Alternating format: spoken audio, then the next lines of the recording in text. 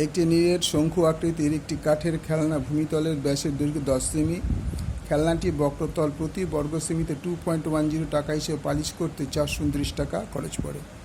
খেলনাটির উচ্চতা কত হিসাব করে দেখি।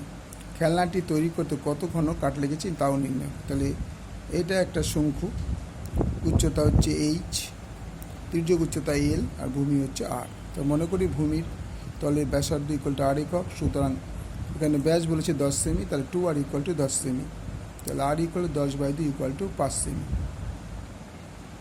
এবার কি বলেছে, এখানে 2 টাকা প্রতি বর্গ সেমি 2.10 টাকা হিসেবে পালিশ করতে এত টাকা খরচ হয়। 2.10 টাকা হিসেবে পালিশ করতে খরচ হচ্ছে 429 টাকা, সুতরাং পার্শ্বতলের ক্ষেত্রফল ইকুয়াল টু 429/2.10, অর্থাৎ মোট টাকাকে যদি আমরা প্রতি বর্গ মিটারের টাকা দিয়ে ভাগ করি তাহলে সেটা বেরোবে, সেটা হচ্ছে পার্শ্বতলের ক্ষেত্রফল। যেমন আমরা কাটাকুটি করে বলেন 1430/7, তাহলে পার্শ্বতলের ক্ষেত্রফল 1430/7 বর্গ সেমি।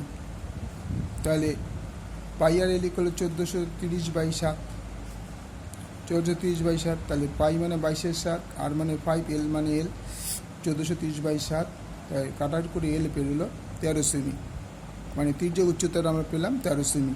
এবার হচ্ছে উচ্চতা, এই হাইটটা আমরা চাই, তাহলে h square is equal to l square minus r square, এটা সূত্র আছে।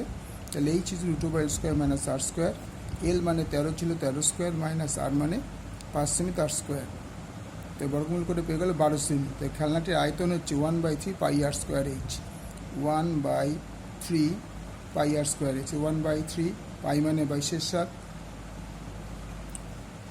পাই মানে 22/7 ইন্টু 5 ইন্টু 5 ইন্টু 12, তাই 3 4 12, তাহলে 5 5 25, 4 25 100, 100কে 2 দিয়ে গেলে 2200/7, ভাগ করে দেখাচ্ছে 314, 2/7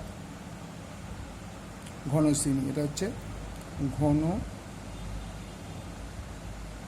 সেমি। ঠিক আছে, অঙ্কটা আবার দেখে নাও। অঙ্কটা ইম্পর্টেন্ট, তোমাদের বিষয়েও তো মাধ্যমিক পরীক্ষা আসার 99% চান্স আছে, তোমরা ভালো করে খেয়াল করে দেখে রাখো।